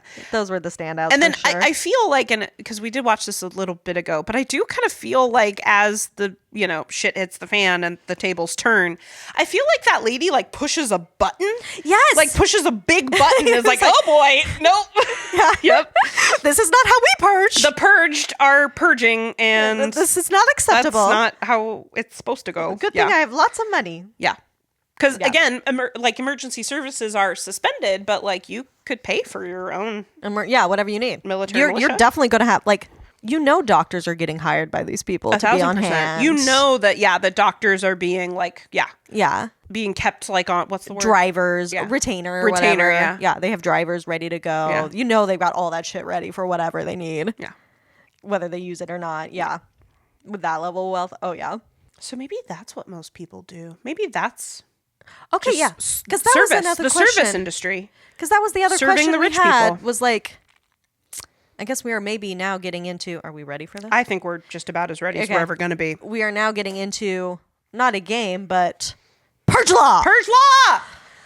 Purge Law. We just have so many questions We have about so many Purge questions, Law. and one of the questions we had before we started recording was because yes, emergency services are suspended, but can you be required to work on Purge night if you have a different job? Right, if you like work at a 7-Eleven. Yeah, if you work at a 7-Eleven, can you be like, nah, we got to keep this? Do you think the first couple purges, businesses did try to stay open? God, I hope not. And they're like, yeah, we're just going to do it. Yeah. I don't think they wouldn't just because they wouldn't want to get like robbed and stuff. Exactly. They would want to lock down. Or they would be like, no, you're working that night to keep an eye on the store. On the store so it doesn't get blah, blah, Robbed. blah, blah, blah. Yeah. Huh. Like, and could you be required to work on Purge night, or is it a holiday where everybody gets the night off? That no one is working from 7 p.m. Because if to there's no 7 a.m. emergency services, what other required work is there? Well, during the pandemic, Nobody's essential workers were a Yeah. lot of different kinds of people were essential workers. Yes, Yeah. I think I'm hoping grocery store, employees do not have to work on Purge Would night. not have to work on Purge night. But I mean, based on her job as a waitress, they had her working very close. They to cut the it end. pretty close, They cut it real close. Yep. I bet they're doing that all over the place. Yeah, where it's I bet like, so. I bet there's so many like employment law stuff about like how much time you need to give your employees between the end of work and purge starting purge. to give them Or adequate time to get home or when whatever. purge ends and when you need to come back at work. Yeah, to be prepared. Yeah. Yes, that is a huge question I have about purge. But we have a lot of questions about premeditation. Yes, like I was saying with the fire and stuff, and with I guess Leo's son, but also like Leo admits that he disabled the target's back barricade 2 weeks before purge night. Yeah. Which is like, wow, you better hope they didn't notice. I would be double checking Notice, yeah. 2 weeks before purge night? 2 I'd weeks. be double checking that like the day of purge night. Absolutely. I'd be making sure my back barricade is barricaded. And also, like, how was he... Like, how could he not be certain that somebody else was going to be like, cool, back broken open window. Oh my God, let's go. Let's purge and purify. Purge. Yeah. Free purge. Free purge. Yes. But it's like that doesn't seem legal. No. And I think Leo isn't treating it as legal. He seems like it's something that like he did illicitly. He's concerned with revenge and the law is neither here nor there. Well, and then exactly. Like when your son's murder gets off on a technicality, when the law doesn't protect you, why do you care about the law? Why do you care about the law protecting somebody else? Which is kind of also where Carmelo's coming from in a different way. Yeah. But there's that. And then there's also like the young guys hunting after the couple. I mean, my reaction was like, you guys are cheating. How dare you cut their whatever they cut on the car. They sabotage their car. Oh, the they couple. cut the fuel, something. Whatever they did. Yeah, so the car stopped yeah. moving so that they'd have an easier time. Yeah. And they did that Catching back up to him. before the sirens. Way before. Obviously. In the grocery store. That just feels like cheating. It does. And also probably illegal. But also, what is the crime? Fucking with somebody's car. Isn't that illegal? I would think so. Again, And like, maybe then can that's you get them not on illegal in this world. But then, like, can you get them on intent to if not murder, at least kidnap. Yeah. Because that was obviously a setup to kidnap, but the kidnapping happened on Purge night. So can that not be taken into consideration? Could the couple like go after these kids in court just for fucking with their car? For fucking with their car. Like, is that a thing you could do? Right. Well, Well, like, how much would those lawyer fees cost? how much is that lawyer fee? Well, so here's God, kinda I want to be a Purge lawyer. then you would have to live in a world the with world of Purge, yeah, which yeah. is not the world we live But in. I'd be a very wealthy Purge lawyer. You would be a great Purge lawyer. Yeah. Oh my God, you'd have the best little panic room. Oh my God, yeah. Yeah. You're just like doing, no, like if you were a Purge lawyer on Purge night, yeah, I think you'd lock down like everybody else. Yeah. Because they're totally cops and stuff who like had personal beef with me. Yeah, absolutely. Yeah. So my you God. would want to lock down. Yeah. Yeah.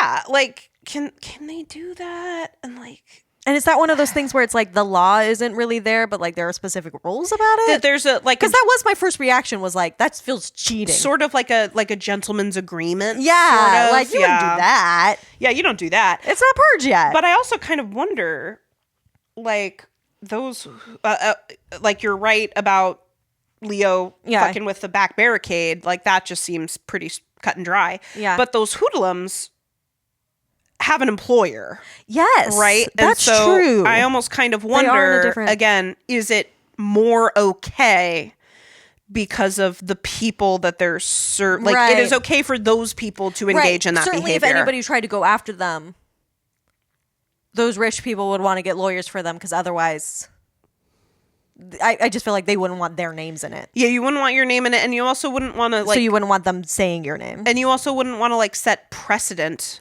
Yeah. You know that like, oh, that's not okay anymore. Yeah, like, yeah. But I still need to be able to take advantage of the lower classes, Yeah. so I need this to still be This will okay. Yeah. Which, by the way, while we're talking about them, we forgot to shout out Lakeith. Lakeith, yes, we get a cameo from a very young Lakeith Stanfield. Yeah, this must be one of his early roles. a very well. I mean, see, because he was in Get Out, and I think Get Out comes out in 2016. Oh yeah, So and just, I guess that's the first thing I a remember little him bit being before kind of, Get Out. Yeah, dude, Lakeith. That was one of his first big roles. Yeah, he's the young ghoul face. He's one of Yeah. those hoodlums who Yeah, he's kidnaps. the one who gets to talk. He's the one who says like, "We're not out here purging. I'm not here to purge. Yeah, We need money. We got bills to pay, Yep. dude." Yep. And that really does. It's like, oh, That's whoa, it. crazy. Another way to stop crime is to give people the money and resources they need. These Yeah. people would not be out doing crime right now if they had money. They're only doing it for money. Am I onto something? that they everything? seem to maybe not have enough. Yeah, I just feel like maybe there's another way we could approach this utopia of ours. Interesting. Yeah, so I almost just kind of wonder if it functions just very similar to like our legal system, where it's just like some things are more illegal Yeah. for you depending on certain Who you aspects of your are. identity. Yeah. Yeah. What kind of lawyers you can get. Yeah. And certainly by the time of the TV series, those lawyers are being so overworked. Yeah, they are. Public defense attorneys are always overworked. It's a yeah. tough gig. Yeah. Yeah. I don't know. But that was my main big Purge Law Yeah. question. I didn't have as many for this film as some of the others, because this one is more of a romp through the city. It really is. It's not yeah. as much of a thinker as some of the other ones, because No. these movies are very cerebral. I won't hear anybody say otherwise. I will hear nothing against it. Yeah, Yeah.